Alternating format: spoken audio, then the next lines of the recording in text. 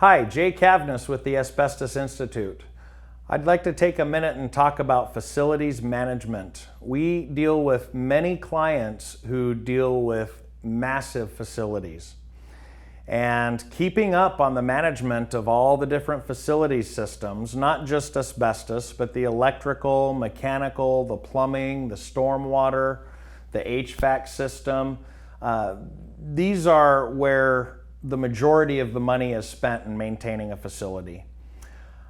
I've recently discovered a new product out there called O&M Archives, and we have actually used this in our construction company on several projects now. It is an invaluable asset for the clients where we have tried it. We've used it with great success at federal facilities here in Phoenix and a number of smaller private facilities. If you'd like more information on O&M Archives and how to get structured and get set up, please contact the Asbestos Institute.